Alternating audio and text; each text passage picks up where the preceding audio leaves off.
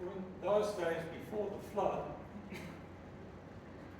people were eating and drinking, marrying and being given in marriage, right up to the day when Noah entered the ark. They suspected nothing until the flood came and washed them all away. And so it will be becoming the Son of Man. Then 2 men will be in the field, and one will be taken and one left. 2 women will be kneading meal together, and one will be taken and one left. So stay awake, for you don't know the hour when your master is coming. And understand this, that if the owner of the house had known what hour of the night the thief was coming, he would have stayed up and not let his house be broken into. So be ready, for the Son of Man is coming at an unexpected hour.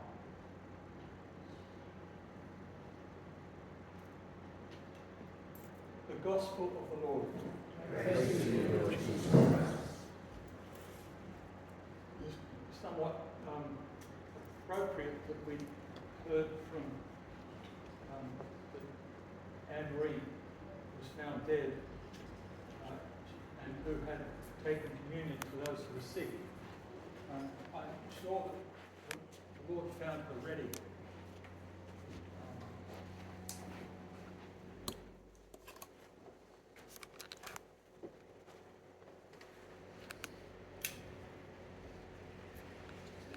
There's an Irish saying, when you get a little older, as I am,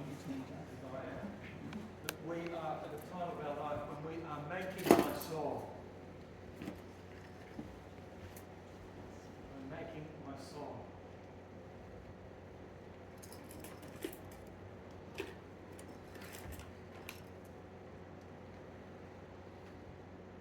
It's one thing to hear those words when the weapons will be turned into plowshares, and it's one thing to hear, not to walk in the darkness.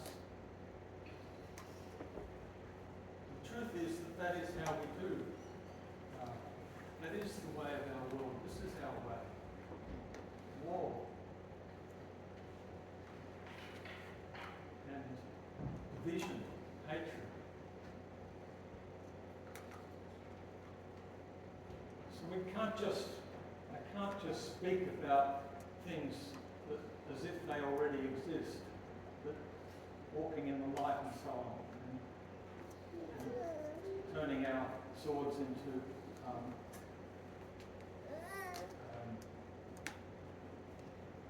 whatever it was. The truth is that there's a big shift from the reality of our world into what we're talking about. It's hard to believe that. Well, if not hard, it's easy for me to become a little cynical, a little despondent, a little despairing.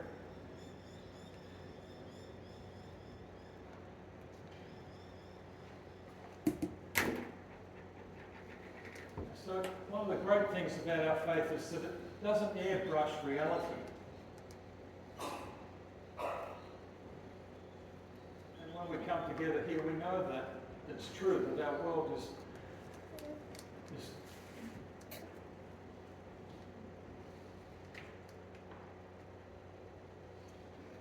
losing its sense of direction and meaning and purpose. It's heading into the darkness, or living out of the darkness. We're part of that.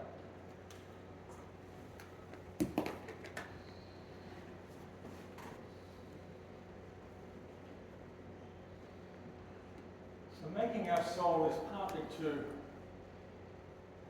not deny all that, but to go deeper and say there is another deeper truth.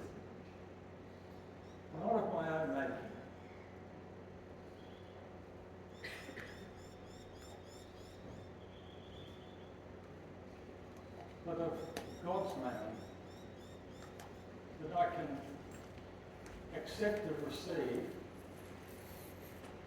again and again. And I think it's easier to do that when we come together and when we're together with family and together with friends. On my own, in my own, as solitary, it's easy to let those negative thoughts take over. And as I was talking to May here before, who was preparing the flowers, and she was saying that the particular flower, the particular plant that she put out, there were some shoots that were beginning to appear. And she says because there's so much love here in this gathering. And it's true, we support one another to believe in the impossible, it's what's unbelievable given our world. Coming together and claiming that truth, that yes, we can walk in the light. Not of my own doing, but of His Spirit at work in my life, our lives. We can encourage one another in that way by coming together and knowing that we can't let our negativity rule our lives. We can't let transactional kind of beliefs in life, fear, can't withdraw. I still have that image of Anne-Marie taking communion to the sick.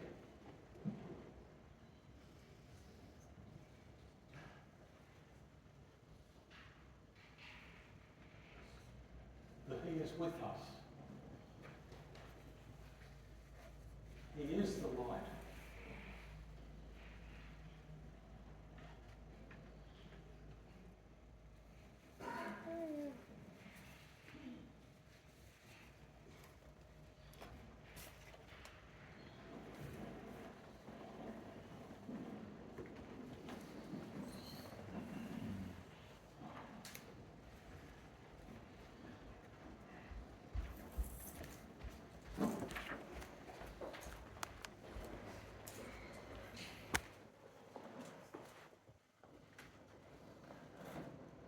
So let us now stand as we make our prayer.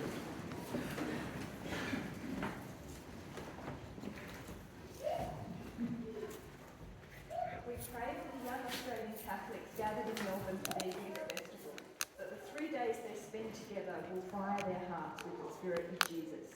Lord, hear us. We pray for the worldwide church that prophetic leaders will arise to read the signs of the times and call believers to act with zeal for the gospel. Lord, hear us. We pray for the people of every war-torn and blood-stained land, that Isaiah's ancient vision of swords hammered into ploughshares will become a present reality. Lord, hear us. We pray for all people living with disability, especially in places with few resources, that this week's international observance will highlight both their gifts and their needs. Lord, hear us. We remember those of our community who are sick, elderly, or are unable to be with us today. Bring them the joy of knowing that they are not forgotten and are loved well. Lord, hear us. We pray for those who have died recently, and for those whose anniversary of death occurs around this time, that they will rise from the sleep to death to see the light of salvation. Lord, hear us. We remember and pray for Father Paul, ever alert to the promptings of the Spirit. We pray for a greater awareness of God's presence in the everyday and in unexpected places, people and situations that we encounter. Lord, hear us. Let's pause for a moment as we allow the Spirit to pray in our hearts.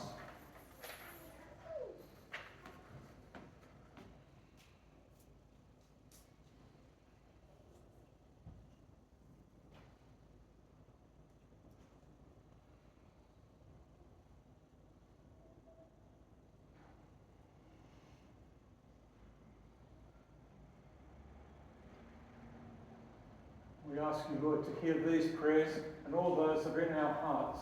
We join them to the cry of our world and entrust them to Jesus the Lord.